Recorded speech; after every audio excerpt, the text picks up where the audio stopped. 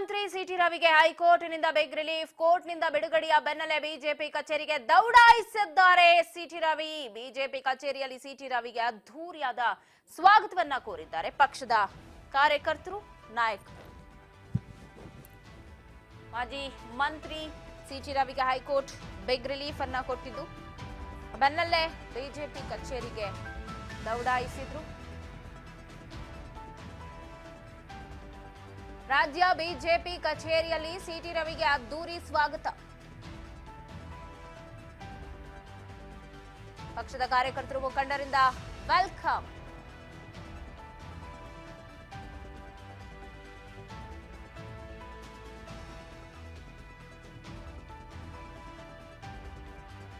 ಕೋರ್ಟ್ನಿಂದ ಬಿಡುಗಡೆ ಬೆನ್ನಲ್ಲೇ ಬಿಜೆಪಿ ಕಚೇರಿಗೆ ದೌಡು.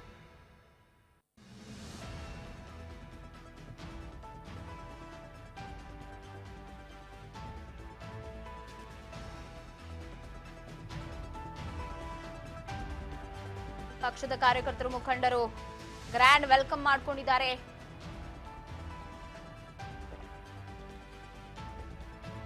ಸಿಟಿ ರವಿಗೆ ಕೋರ್ಟ್ ಜಾಮೀನು ನೀಡಿದ ಬೆನ್ನಲ್ಲೇ, ರಿಲೀಫ್ ಸಿಕ್ಕ ಬೆನ್ನಲ್ಲೇ ರಾಜ್ಯ ಬಿಜೆಪಿ ಕಚೇರಿಗೆ ಸಿಟಿ ರವಿ ಬಂದದ್ದು ಅದ್ದೂರಿ ಸ್ವಾಗತ ಸಿಕ್ಕಿದೆ.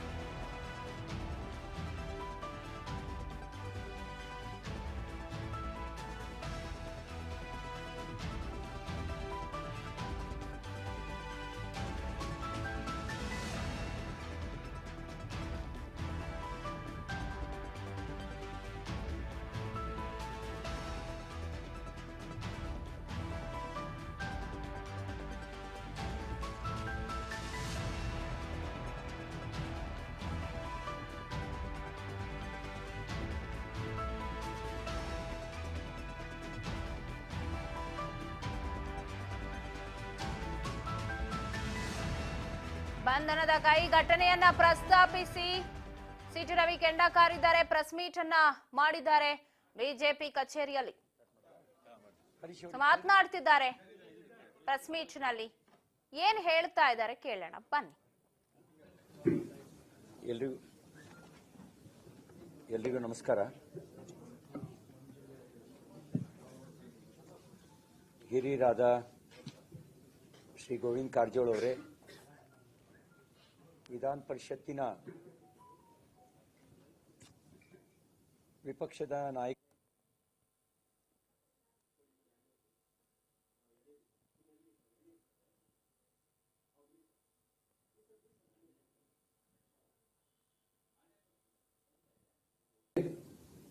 ಏನೇನು ನಡೀತು ಅನ್ನೋದನ್ನ ನಿಮಗೆ ಸಂಕ್ಷಿಪ್ತವಾಗಿ ಹೇಳಲಿಕ್ಕೆ ಬಯಸ್ತೀನಿ. ಯಾಕೆಂದ್ರೆ 30 ಗಂಟೆಗಳ ವಿದ್ಯಮಾನವನ್ನ ಕೆಲವು ನಿಮಿಷಗಳಲ್ಲಿ ಹೇಳಬೇಕಾಗಿರೋ ಕಾರಣಕ್ಕೆ ಸಂಕ್ಷಿಪ್ತಗೊಳಿಸಿ ಹೇಳಲಿಕ್ಕೆ ಬಯಸ್ತೀನಿ.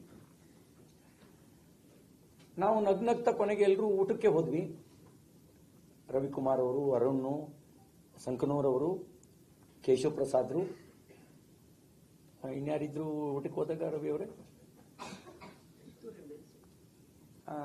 ಕಿಶೋರ್ ಇದ್ರ? ಕಿಶೋರ್.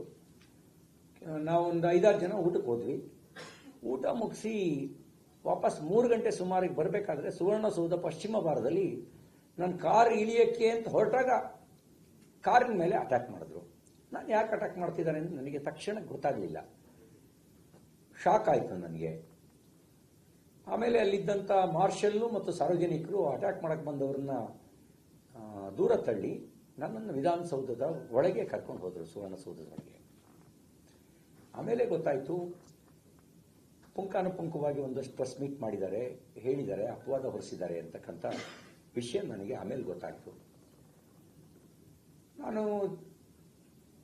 ಸಭಾಧ್ಯಕ್ಷರು ಕರೆದಾಗ ಏನು ನಡೆದಿದೆ ಹೇಳೋಣ ಅಂತ ಇದ್ದೆ. ಅವ್ರು ಕರೀದಲ್ಲೇ ನಾವು ಹೋಗಬಾರ್ದು ಅಂತ ನಾವೇನೂ ಹೋಗಲಿಲ್ಲ. ಭಯ ಇಲ್ಲದೆ ಇದ್ದದ ಕಾರಣಕ್ಕೆ ನಾನು ಅದಕ್ಕೇನು ತಲೆ ಕೆಡಿಸ್ಕೊಳ್ಳೋಕ್ಕೂ ಹೋಗಲಿಲ್ಲ. ಆರ್ ಅಶೋಕ್ ಅವರು ಕರೀತಾ ಇದ್ದಾರೆ ವಿಧಾನಸೌಧದ ಲಾಂಜ್ನಲ್ಲಿ ಅಂತ ಒಂದು ಚೀಟಿ ಬಂತು. ಅವ್ರನ್ನ ಮಾತಾಡ್ಸೋಣ ಅಂತ ಹೇಳಿ ನಾನು ಕಿಶೋರ್ MLC, ಪುತ್ತೂರು MLC ವಿಧಾನಸೌಧದ ಲಾಂಜಿಗೆ ಬಂದ್ವಿ. ಅವ್ರ ಹತ್ರ ಮಾತಾಡಿ ನಾನು ಕಾರಿಡಾರಿಂದ ಹೊರಗೆ ಬರಬೇಕಾದ್ರೆ ಆಮೇಲೆ ನಂಗೆ ಗೊತ್ತಾಯ್ತು, ಒಂದು 3-4 ಜನ ಹಲ್ಲೆ ಮಾಡ್ಲಿಕ್ಕೆ ಬಂದರು. ನಿನ್ನ ಕೊಲೆ ಮಾಡ್ತೀವಿ, ನಿನ್ನ ಹೆಣನ ಕಳಿಸ್ತೀವಿ, ನೀನು ಪೀಸ್ ಮಾಡಿ ಹಾಕ್ತೀವಿ, ನೀನು ಬೆಳಗಾಮಿಂದ ನಿನ್ನ ಹೆಣನೇ ಹೋಗೋದು ಅನ್ನುವ ಬೆದರಿಕೆ ಜೊತೆಗೆ ಹಲ್ಲೆ ಮಾಡ್ಲಿಕ್ಕೆ ಬಂದರು. ಕಿಶೋರ್ ನನ್ನನ್ನು ತಡೆದು ಅದರಷ್ಟೊತ್ತಿಗೆ ಮಾರ್ಷಲ್ರು ಸಕ್ರಿಯವಾಗಿ ಆ ಕಾರಿಡಾರ್ನ ಗೇಟ್ನ ಕ್ಲೋಸ್ ಮಾಡಿ ಕೊನೆಗೆ ಒಂದು 10 ನಿಮಿಷಕ್ಕೂ ಹೆಚ್ಚು ಕಾಲ ಅವ್ರು ಗೇಟ್ ಒದೆಯೋದು, ಅವನ್ನ ಹೆಣ ಕಳಿಸ್ತೀವಿ ಬಿಡ್ರಿ ಅವನ್ನ ಅಂತ ಕೂಗಾಟ ಮಾಡೋದು ಎಲ್ಲ ನಡೀತು. ಕೊನೆಗೆ ಮಾರ್ಷಲ್ಗಳು ಅವ್ರನ್ನ ಕಸ್ಟಡಿಗೆ ತಗೊಂಡ್ರು ಅಂತ ಗೊತ್ತಾಯ್ತು. ನಾನು ಧರಣಿ ಕೂತ್ಕೊಂಡೆ ಅಲ್ಲೇನೆ. ನನ್ನ ಜೊತೆಗೆ ಅವಾಗ ಉಪಮುಖ್ಯಮಂತ್ರಿ ಮಾಜಿ ಉಪಮುಖ್ಯಮಂತ್ರಿ ಅಶ್ವಥ್ ನಾರಾಯಣ್ ಅವರು ಬಂದು ಕೂತ್ಕೊಂಡ್ರು. ಹಿಂದ್ಗಡೆ ಇನ್ಯಾರಿದ್ರು ಅಂತ ನಾನು ಗಮನಿಸ್ಲಿಲ್ಲ. ಬಹುಶಃ ಚನ್ನಬಸಪ್ಪ ಇದ್ರು, ಕಿಶೋರ್ ಇದ್ರು, ಕೂತ್ಕೊಂಡ್ವಿ. ಆಮೇಲೆ ಸಭಾಪತಿಗಳು ಕರೀತಾ ಇದ್ದಾರೆ. ಅಷ್ಟೊತ್ತಿಗೆ ಇವರು ಹೇಳಿದ್ರು, ಸರ್ ಸಭಾಪತಿಗಳಿಗೆ ದೂರು ಕೊಟ್ಬಿಡಿ, ಕರೀತಾ ಇದ್ದಾರಲ್ಲ ಅಂತ ಹೇಳಿದ್ರು. ನಾವು ಸಭಾಪತಿಗಳನ್ನ ಕರೀತಾ ಇದ್ದಾರೆ ಅಂತ ಭೇಟಿ ಮಾಡಲಿಕ್ಕೆ ಹೋದೆ. ಸಭಾಪತಿಗಳಿಗೆ ಎಲ್ಲವನ್ನು ಎಕ್ಸ್ಪ್ಲೈನ್ ಮಾಡಿದ್ವಿ. ಒಂದು ರೈಟಿಂಗಲ್ಲಿ ಕೊಡಿ ಅಂತ ಹೇಳಿದ್ರು. ರೈಟಿಂಗ್ನಲ್ಲೂ ಕೂಡ ಕಂಪ್ಲೇಂಟ್ನ ಕೊಟ್ವಿ. ಒಂದು ಸುವರ್ಣಸೌಧದ ಮೆಟ್ಟಿಲಿನ ಮೇಲೆ ನನ್ನ ಮೇಲೆ ಹಲ್ಲೆ ನಡೆಸುವಂತ ಕೆಲಸ ಮಾಡಿದ್ದು, ಅದಕ್ಕೆ ಸಂಕನೂರವರು ದೂರು ಕೊಟ್ಟರು. ಅರುಣ್ ಅವರು, DS ಅರುಣ್ ಅವರು, ಶಂಕನೂರವರು ದೂರು ಕೊಟ್ಟರು. ಕಿಶೋರ್ ಅವರು ವಿಧಾನಮಂಡಲದ ಮೊಗಸಾಲೆಯಲ್ಲಿ ಹಲ್ಲೆ ಮಾಡಕ್ಕೆ ಬಂದಿದ್ದಕ್ಕೆ ಸಂಬಂಧಪಟ್ಟಂತೆ ದೂರು ಕೊಟ್ಟರು. ಈ ದೂರುಗಳನ್ನು ಕೊಟ್ವಿ. ಆಮೇಲೆ ಇವರೊಂದು ಲಕ್ಷ್ಮೀ ಹೆಬ್ಬಾಳ್ಕರ್ ಅವರು ನಿಮ್ಗೊಂದು ದೂರು ಸಲ್ಲಿಸಿದ್ದಾರೆ ಅಂತ ಹೇಳಿದರು. ನಾನು ಅವಾಗ ಅವ್ರಿಗೆ ಎಕ್ಸ್ಪ್ಲೇನ್ ಮಾಡಿದೆ ನಡೆದಿದ್ದೇನು ಅನ್ನೋದನ್ನ. ಕೊನೆಗೆ ಅವ್ರು ಹೇಳಿದ್ರು, ನಾನು ಎಲ್ಲ ದಾಖಲೆಗಳನ್ನೆಲ್ಲ ಪರಿಶೀಲನೆ ಮಾಡಿದಪ್ಪ, ಆ ಥರದ್ದೇನು ಕಾಣಲಿಲ್ಲ, ಅವರಿಗೂ ತೋರಿಸಿದ್ದೀನಿ, ನೀನು ಕೊಡು, ಏನು ಸಮಜಾಯಿಸಿ ಕೊಡ್ತೀಯ ಕೊಡು, ನಾನು ಅದನ್ನು ಅವರಿಗೆ ಎಕ್ಸ್ಪ್ಲೈನ್ ಮಾಡ್ತೀನಿ ಅಂತ ಹೇಳಿದ್ರು. ನಾನು ಸಮಜಾಯಿಸಿಯನ್ನ ರೈಟಿಂಗ್ನಲ್ಲೇ ಕೊಟ್ಟೆ. ಅಲ್ಲಿ ನಡೆದಿದ್ದ ಘಟನೆಗಳಿಗೆ ಸಂಬಂಧಪಟ್ಟಂತೆ ಏನು ನಡೀತು ಅನ್ನೋದನ್ನ ಎಕ್ಸ್ಪ್ಲೈನ್ ಮಾಡಿ ಕೊಟ್ಟೆ. ಸುಮಾರು 5 ಗಂಟೆ 25-30 ನಿಮಿಷ ಇರ್ಬೋದು. ಮತ್ತೆ ಬೆಲ್ ಆಯಿತು. ಅವರು ರೂಲಿಂಗನ್ನು ಹೇಳಿ ಜನಗಣಮನದ ನಂತರ ಅನಿರ್ದಿಷ್ಟಾವಧಿಗೆ ಸಭೆಯನ್ನು ಮುಂದೂಡಿದ ನಂತರ ವಿಧಾನ ಪರಿಷತ್ತಿನ ಸಭಾಂಗಣದಲ್ಲಿ ಉಪಮುಖ್ಯಮಂತ್ರಿಗಳು, ಸಚಿವರಾಗಿರ್ತಕ್ಕಂಥ ಶ್ರೀಮತಿ ಲಕ್ಷ್ಮೀ ಹೆಬ್ಬಾಳ್ಕರ್ ಅವರು, ಹಿರಿಯ ಶಾಸಕರಾದ ನಜೀರ್ ಅಹಮದ್ ಅವರು, ಬಸವನಗೌಡ ಬಾದರ್ಲಿ ಅವರು, ಚಂದ್ರರಾಜ್ ಹಟ್ಟಿಹೊಳಿ ಅವರು ಏಕವಚನದಲ್ಲಿ ನಿಂದಿಸ್ತಾ ನನ್ನ ಕುಟುಂಬ, ನನ್ನ ತಾಯಿ ಅವರೆಲ್ಲರನ್ನೂ ನಿಂದಿಸ್ತಾ ನಿನ್ನ ಕತೆ ಮುಗಿಸ್ತೀವಿ ಅಂತ ಬೆದರಿಕೆ ಹಾಕಿ ಬಾರೋ ಇಲ್ಲಿ ಅಂತ ನುಗ್ಗಿ ಏರ್ಲಿಕ್ಕೆ ಬಂದರು. ಮಾರ್ಷಲ್ರ ರಕ್ಷಣೆಯಲ್ಲಿ ನಾನು ಹೆದರು ಹೋಗಬಾರ್ದು ಅಂತ ಕೆಲವು ಕಾಲ ಅಲ್ಲೇ ನಿಂತೆ. ಆಮೇಲೆ ಮಾರ್ಷಲ್ರ ರಕ್ಷಣೆಯಲ್ಲಿ ಸಭಾಧ್ಯಕ್ಷರ ಕೊಠಡಿಗೆ ಹೋಗಿ ಅಲ್ಲಿ ನಡೆದ ವಿದ್ಯಮಾನಗಳನ್ನು ಕೂಡ ನಮ್ಮ ವಿಧಾನ ಪರಿಷತ್ತಿನ ವಿರೋಧ ಪಕ್ಷದ ನಾಯಕರಾಗಿರ್ತಕ್ಕಂಥ ಚಲವಾದಿ ನಾರಾಯಣ ಸ್ವಾಮಿಯವರು ಮತ್ತು ಉಪನಾಯಕರಾದ ಸುನೀಲ್ ವಲ್ಲಾಪರಿ ಅವರು, ಉಳಿದೆಲ್ಲ ವಿಧಾನ ಪರಿಷತ್ತಿನ ಭಾಜಪದ ಸದಸ್ಯರು ರೈಟಿಂಗ್ನಲ್ಲಿ ದೂರು ಕೊಟ್ವಿ. ಆಮೇಲೆ ಸಭಾಪತಿಗಳು ADGP ಅವ್ರನ್ನ ಕರೆದ್ರು. ಲ್ಯಾಂಡ್ ಆರ್ಡರ್ ಅಲ್ಲ, ADGP ಅವರು ಲ್ಯಾಂಡ್ ಆರ್ಡರ್ ಕರೆದು ಅವ್ರಿಗೆ ಡೈರೆಕ್ಷನ್ ಕೊಟ್ಟರು. ನೋಡಿ, ಒಳಗಡೆ ನಮ್ಮ ಮಾರ್ಷಲ್ಲು, ಹೊರಗಡೆ ನಿಮ್ಮದು ಜವಾಬ್ದಾರಿ.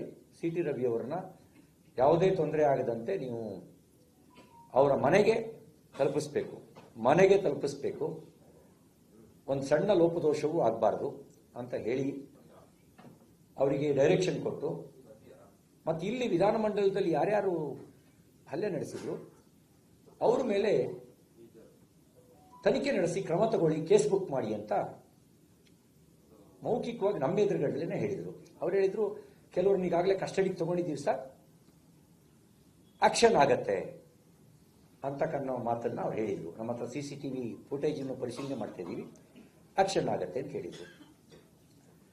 ವಿಧಾನ ಮಂಡಲದೊಳಗೆ ನಡೆದಂತ ಘಟನೆಗಳು ಅದು ಕುರಿತಂತೆ ನಾವೆಲ್ಲ ಪಕ್ಷದ ಪ್ರಮುಖರು ತೀರ್ಮಾನ ಮಾಡಿ, ಈ ಪ್ರಜಾಪ್ರಭುತ್ವದ ಕಗ್ಗೊಲೆ ಆಗ್ತಾ ಇದೆ, ಇಲ್ಲಿ ಒಳಗೇನೆ ಗೂಂಡಾಗಳಂತೆ ವರ್ತಿಸಿ ಕೊಲೆ ಬೆದರಿಕೆ ಆಗ್ತಾ ಇದ್ದಾರೆ, ಇದ್ರ ಬಗ್ಗೆ ಕ್ರಮ ಆಗಬೇಕು ಅಂತ ಸುವರ್ಣಸೌಧದ ಮೆಟ್ಟಿಲಿನ ಮೇಲೆ ಧರಣಿ ಕೂತ್ಕೊಂಡ್ವಿ. ಸುಮಾರು 6:20, 6:15 ಇರಬಹುದು. 6:45 ಹೊತ್ತಿಗೆ ನಮ್ಮನ್ನೆಲ್ಲರನ್ನು ಏಕಾಏಕಿ ಅಲ್ಲಿಂದ ಎತ್ಕೊಂಡು ಹೋದರು. ನನ್ನನ್ನು ಪ್ರತ್ಯೇಕ ಮಾಡಿ ನನ್ನನ್ನು ಒಂದು ಪೊಲೀಸ್ ವ್ಯಾನಿಗೆ, ಸಂಕನೂರು ಆಕಸ್ಮಿಕ ಒಳಗೆ ಸೇರ್ಕೊಂಡ್ರು, ಇಲ್ಲಾಂದ್ರೆ ಅವರು ಸಂಕನೂರವ್ರನ್ನ ಒಳಗೆ ಕರ್ಕೋತಿರ್ಲಿಲ್ಲ. ಅಲ್ಲಿಂದ ಎತ್ಕೊಂಡು ಹೋಗಿ ಮೊದಲು ಹಿರೇಬಾಗೇವಾಡಿಗೆ ಕರ್ಕೊಂಡು ಹೋದ್ರು. ಹಿರೇಬಾಗೇವಾಡಿಯಿಂದ ನನ್ನನ್ನು ಮತ್ತೆ ಪ್ರತ್ಯೇಕವಾಗಿ ಖಾನಾಪುರಕ್ಕೆ ಕರ್ಕೊಂಡು ಹೋದ್ರು. ಎಲ್ಲಿ ಹೋಗ್ತಾ ಇದ್ದೀವಿ ಅಂತ ಹೇಳಿದ್ರೆ ಕರೆಕ್ಟಾಗಿ ನಮ್ಗೆ ಯಾರು ಸ್ಪಷ್ಟವಾಗಿ ಹೇಳ್ತಿರ್ಲಿಲ್ಲ. ಖಾನಾಪುರ ಪೊಲೀಸ್ ಸ್ಟೇಷನ್ಗೆ ಕರ್ಕೊಂಡು ಹೋದ್ರು. ಖಾನಾಪುರ ಪೊಲೀಸ್ ಠಾಣೆಗೆ ಕರ್ಕೊಂಡು ಹೋಗಿ ಖಾನಾಪುರ ಠಾಣೆಯಲ್ಲಿ ಕೂತ್ಕಿಟ್ರು. ನಾವು ಕೇಳಿದ್ರೆ, ಯಾವ ಕಾರಣಕ್ಕೆ ನೀವು ನಮ್ಮನ್ನ ಕರ್ಕೊಂಡು ಬಂದಿದ್ದೀರಿ, ಅರೆಸ್ಟ್ ಮಾಡಿದ್ದೀರಾ, ಅರೆಸ್ಟ್ ಮಾಡಿದ್ರೆ ಮಾಹಿತಿ ಕೊಡಿ. ಅವರವ್ರ ಅಧಿಕಾರಿಗಳು ಅವರವರು ಒಳಗೋಗೋರು, ಗುಸುಗುಸು ಪಿಸುಗುಸು ಅಂತ ಮಾತಾಡೋರು, ಫೋನ್ ತಗೊಳ್ಳೋರು. ಅಷ್ಟೊತ್ತಿಗೆ ಕಮಿಷನರು ಬಂದರು, ಬೆಳಗಾಂ ಮಹಾನಗರದ ಪೊಲೀಸ್ ಕಮಿಷನರು. ಅವರವರೇ ಮೀಟಿಂಗ್ ನಡೀತಾ ಇತ್ತು. ಕೆಲವು ಗಂಟೆಗಳ ನಂತರ ಉಳಿದೆಲ್ಲ ಸದಸ್ಯರುಗಳಿಗೆ ಮಾಹಿತಿ ಹೋಗಿ ವಿರೋಧ ಪಕ್ಷದ ನಾಯಕರಾದಂಥ ಚಲವಾದಿ ನಾರಾಯಣ ಸ್ವಾಮಿ ಅವರು, ಅಶೋಕ್ ಅವರು, ಇವರೆಲ್ಲರೂ ಖಾನಾಪುರ ಪೊಲೀಸ್ ಠಾಣೆಗೆ ಬಂದರು. ಬಹುಶಃ ಇವರೆಲ್ಲ ಬರ್ಬೇಕಾದ್ರೆ 9:30 ನೀವು ಖಾನಾಪುರಕ್ಕೆ ಬರ್ಬೇಕಾದ್ರೆ 8:30 ಇಂದ 9 ಗಂಟೆ ಇರಬಹುದು. ಅಶೋಕ್ ಅವರು ಬರ್ಬೇಕಾದ್ರೆ 9:30 ಇರಬಹುದು. ಇವರು ಬಂದರು. ನನ್ನನ್ನು ಭೇಟಿ ಮಾಡಲಿಕ್ಕೆ ಅಂತ ಸ್ಥಳೀಯ ಶಾಸಕರು ವಕೀಲರನ್ನು ನಿಯೋಜನೆ ಮಾಡಿದ್ರು. ವಕೀಲರನ್ನ ಒಳಗಡೆ ಬಿಡಲೇ ಇಲ್ಲ. ನಾನು ನಮ್ಮ ವಕೀಲರು ಬಂದಿದ್ದಾರೆ ಬಿಡಿ ಅಂದ್ರೂ ಬಿಡ್ಲೇ ಇಲ್ಲ. ಅವ್ರನ್ನ ಗೇಟ್ನಲ್ಲೇ ತಡೆ ಹಿಡಿದು ನಿಲ್ಲಿಸಿದ್ರು. ನನಗೆ ಅರೆಸ್ಟ್ ಮಾಡಿದ್ದೀರಾ ಅಂದ್ರೆ ಉತ್ತರ ಇಲ್ಲ, FIR ಆಗಿದೆಯಾ ಅಂದ್ರೆ ಉತ್ತರ ಇಲ್ಲ. ವಕೀಲರು ಭೇಟಿ ಮಾಡ್ಲಿಕ್ಕೆ ಬರ್ತಾರೆ ಅಂತಂದ್ರೆ ಅವರನ್ನ ಭೇಟಿಗೆ ನಿರಾಕರಿಸಿದ್ರು. ಕಾನೂನಿನ ಪ್ರಕಾರ ಕಸ್ಟಡಿಗೆ ತಗೊಂಡ್ರೆ ಯಾವ ಕಾರಣಕ್ಕೆ ಕಸ್ಟಡಿಗೆ ತಗೊಂಡಿದ್ದೀವಿ ಅಂತ ನನಗೆ ಹೇಳಬೇಕಾಗತ್ತೆ. FIR ಕಾಪಿ ಕೊಡಬೇಕಾಗುತ್ತೆ, ವಕೀಲರ ಸಂಪರ್ಕಕ್ಕೆ ಅವಕಾಶ ಮಾಡಿಕೊಡ್ಬೇಕಾಗತ್ತೆ, ಕುಟುಂಬ ವರ್ಗದವರಿಗೆ ಮಾಹಿತಿ ತಿಳಿಸೋದು ಅಂತ ಕೆಲಸವನ್ನ ಮಾಡಬೇಕಾಗತ್ತೆ ಕಾನೂನಿನ ಪ್ರಕಾರ. ನನ್ನ ವಿಷಯದಲ್ಲಿ ಯಾವುದೂ ನಡೀಲಿಲ್ಲ. ಪ್ರಾಮಾಣಿಕವಾಗೂ ಇರಲಿಲ್ಲ ಸರ್ಕಾರ, ಪಾರದರ್ಶಕವಾಗಿಯೂ ಸರ್ಕಾರ ಇರಲಿಲ್ಲ. ಅಶೋಕ್ ಅವರು ಬಂದರು, ಗಲಾಟೆ ಮಾಡಿದ್ರು. ಏನ್ರಿ ವಕೀಲರನ್ನೇ ಒಳಗೆ ಬಿಡಲ್ಲ ಅಂದ್ರೆ, ನಾನು ಹೋಮ್ ಮಿನಿಸ್ಟರ್ ಆಗಿ ಕೆಲಸ ಮಾಡಿದವನು, ಕಾನೂನು ಗೊತ್ತಿದೆಯಾ ನಿಮಗೆ ಅಂತ ದಬಾಯಿಸಿದ್ರು. ಆಗ ವಕೀಲರನ್ನು ಒಳಗೆ ಬಿಟ್ಟರು. ನಾನು ಹೇಳಿದೆ, ನೋಡಿ ನನ್ನ ಮೇಲೆ ಹಲ್ಲೆ ನಡೆದಿದೆ, ನಾನೊಂದು FIR ಬುಕ್ ಮಾಡಬೇಕು, ಕಂಪ್ಲೇಂಟ್ ಮಾಡಬೇಕು ಅಂತ ಕಂಪ್ಲೇಂಟ್ನ ಬರೆದು ಕೊಟ್ಟೆ. ಟೈಪ್ ಹೊಡೆದು ಬರೆದು ಟೈಪ್ ಹೊಡೆದು ಕೊಟ್ವಿ. ಡಿಕ್ಟೇಟ್ ಮಾಡಿದೆ, ಟೈಪ್ ಹೊಡೆದು ಕೊಟ್ವಿ. ತಗೊಂಡ್ರು. ರಿಸೀವಿಂಗ್ ಕಾಪಿನೂ ಕೊಡಲಿಲ್ಲ. ನಾನು ಹೇಳಿದೆ, 0 FIR ಬುಕ್ ಮಾಡಿ, ನೀವು ನಮ್ಮ ಜುಡಿಕ್ಷನಿಗೆ ಬರಲ್ಲ ಅಂತ ಹೇಳಿದ್ರು. ಕಾನೂನು ಅವ್ರಿಗೆ ಹೇಳಿ, ನೀವು ಇಲ್ಲಿಂದ ಯಾವ ಪೊಲೀಸ್ ಸ್ಟೇಷನ್ಗೆ ಬರುತ್ತೆ ಅಲ್ಲಿ ಕಳಿಸ್ಕೊಡಿ, ಈಗ 0 FIR ಬುಕ್ ಮಾಡಿ ಅಂತ. FIR ಬುಕ್ ಮಾಡಲಿಲ್ಲ. ಮತ್ತೆ ಹೋಗೋರು, ಫೋನ್ ಮಾತಾಡೋರು, ಬರೋರು, FIR ಬುಕ್ ಮಾಡಲೇ ಇಲ್ಲ.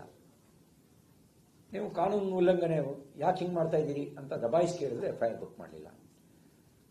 ಅಶೋಕ್ ಅವ್ರನ್ನ ಯಾವುದೋ ಸಬೂಬ್ ಹೇಳಿ ಹೊರಗೆ ಕಳಿಸಿದ್ರು, ಇವ್ರನ್ನೆಲ್ಲರನ್ನು ಹೊರಗೆ ಕಳಿಸಿದ್ರು. ನನ್ನನ್ನು ಮತ್ತಲ್ಲಿ ಐಸೋಲೇಟ್ ಮಾಡುವಂತ ಪ್ರಯತ್ನ ಮಾಡಿದ್ರು. ನಾನು ಒಳಗೆ ಧರಣಿ ಕೂತೆ. ಒಂದು ಸಣ್ಣ ವಿಡಿಯೋ ಬೈಟ್ ಮಾಡಿ ಹೊರಗಡೆಗೆ ಕಳಿಸ್ತೆ. ನನಗೆ FIR ಕಾಪಿ ಕೊಡಿ ಸರ್, ಹೋಗೋಣ ಸರ್, ಹೊರಗಡೆ ಹೋಗೋಣ, ಬನ್ನಿ ಸರ್, ನಿಮ್ಮನ್ನೆಲ್ಲ ಕರ್ಕೊಂಡು ಹೋಗ್ತೀವಿ ಸರ್, ನಿಮ್ಗೇನು ತೊಂದರೆ ಆಗಲ್ಲ ಸರ್, ಸೇಫಾಗಿ ಕರ್ಕೊಂಡು ಹೋಗ್ತೀವಿ ಸರ್. ಅಂದ್ರೆ ನಾ ಇಲ್ಲೇ ಇರ್ತೀನಿ, ಸೇಫ್, ಇಲ್ಲೇ ಸೇಫ್ ಇಲ್ವಾ? ಅಥವಾ ಅರೆಸ್ಟ್ ಮಾಡಿದ್ರೆ ಅರೆಸ್ಟ್ ಮಾಡಿದ್ದೀನಿ ಅಂತ ಹೇಳಿ, ಯಾವುದೂ ಹೇಳಿ ಅಂದ್ರೆ ಯಾವುದೂ ಅವ್ರು ಹೇಳ್ತಿರ್ಲಿಲ್ಲ. ಅಲ್ಲೇ ಧರಣಿ ಕೂತ್ಕೊಂಡೆ. ಇದಕ್ಕಿದ್ದಂಗೆ ಏಕಾಏಕಿ ಎತ್ಕೊಂಡು ನನ್ನನ್ನ ಪೊಲೀಸು ಸ್ಕಾರ್ಪಿಯೋದೊಳಗೆ ತುಂಬಿದ್ರು. ಆಗ ಲಾಠಿಯಿಂದ ಹೊಡ್ತಾ ಬಿತ್ತು, ಹೇಗಾಯ್ತು ನಂಗೆ ಗೊತ್ತಿಲ್ಲ, ನನ್ನ ತಲೆಗೆ ಹೊಡ್ತಾ ಬಿತ್ತು, ರಕ್ತ ಬರ್ತಾ ಇದೆ. ಆಗ ಒಂದು 11:15 ಸಮಯ ಇರ್ಬೋದು, 11:15 ಅಂತ ಅನ್ಸುತ್ತೆ ನನಗೆ. ಅಲ್ಲ, ನೀವೆಲ್ಲ ಆಮೇಲೆ ನನ್ನನ್ನು ಅಲ್ಲಿಂದ ನಂದಗಡ ಅಂತ ಒಂದು ಬೋರ್ಡ್ ನೋಡಿದೆ ನಾನು. ಅಲ್ಲಿಂದ ಮುಂದೆ ಕಿತ್ತೂರು. ನನ್ನ ತಲೆ ನೋವಾಗ್ತದೆ, ತಲೆ ಬರ್ತಾ ಇದೆ, ವಾಮಿಟಿಂಗ್ ಸೆನ್ಸಸ್ ಬರ್ತಾ ಇದೆ. ಕುಡಿಯಕ್ಕೆ ನೀರು ಕುಡಿ ಅಂದ್ರೆ ಗಾಡಿಯಲ್ಲಿ ನೀರಿಲ್ಲ. ನನಗೆ ತಲೆ ಸುತ್ತಾ ಇದೆ, ವಾಮಿಟಿಂಗ್ ಸೆನ್ಸಸ್ ಬರ್ತಾ ಇದೆ ಅಂತ ಹೇಳಿದ್ರೆ ಆ ಕಡೆ ಈ ಕಡೆ ಕೂತ್ಕೊಳ್ತಾರೆ, ಫೋನ್ನಲ್ಲಿ ಮಾತಾಡ್ತಾರೆ. ಆಮೇಲೆ ಅಲ್ಲಿಂದ ಏನೋ ಡೈರೆಕ್ಷನ್ ಬರುತ್ತೆ ಕಿತ್ತೂರು ಕಡೆಗೆ ಅಂತ ಹೇಳಿ ಕಿತ್ತೂರು ಕಡೆಗೆ ತಗೊಂಡ್ರು. ಆಮೇಲೆ ಮತ್ತೆ ಅಲ್ಲಿಂದ ಕಿತ್ತೂರಿನಿಂದ ಒಳಗೆ ಎಲ್ಲೇ ಯಾವುದೋ ಗೊತ್ತಿಲ್ಲ, ಗಲ್ಲಿ ರಸ್ತೆ ಒಳಗೆ ತಗೊಂಡೋದ್ರು ಕಿತ್ತೂರು ಒಳಗಡೆ. ನನ್ಗೆ ಎಲ್ಲಿ ಅಂತ ಗೊತ್ತಾಗ್ಲಿಲ್ಲ. ಹಿಂದ್ಗಡೆ ಬರ್ತಾ ಇದ್ದಂತ ಮಾಧ್ಯಮದ ವೆಹಿಕಲ್ಗಳಿಗೆ ಮತ್ತು ನನ್ನ PA ಅವರು ನನ್ನ ಕಾರ್ನಲ್ಲಿ ಎಲ್ಲಿಗೋ ಕರ್ಕೊಂಡು ಹೋಗ್ತಾ ಇದ್ದಾರೆ ಅಂತ ಹಿಂದ್ಗಡೆ ಬರ್ತಾ ಇದ್ದ, ನನ್ನೊಬ್ಬನೇ. ಅವರಿಗೂ ಬ್ಯಾರಿಕೇಡ್ ಹಾಕಿ ತಡೆದ್ರು. ಆ ವೆಹಿಕಲ್ ಡಿಸ್ಕನೆಕ್ಟ್ ಆಯಿತು, ಅವರಿಗೂ ನಮಗೂ ಸಂಪರ್ಕ. ಇವರೇ ಫೋನ್ನಲ್ಲಿ ಯಾವ್ದಾದ್ರು ವೆಹಿಕಲ್ ಬರ್ತಿದ್ಯಾ ಅಂತ ಫೋನಲ್ಲಿ ಮಾತಾಡೋದು. ಆಮೇಲೆ ಬರ್ತಿದ್ರೆ ಇವ್ರು ಡೈರೆಕ್ಷನ್ ಕೊಡೋದು, ಬ್ಲಾಕ್ ಮಾಡಿ ಅಂತ ಹೇಳ್ತಾರೆ.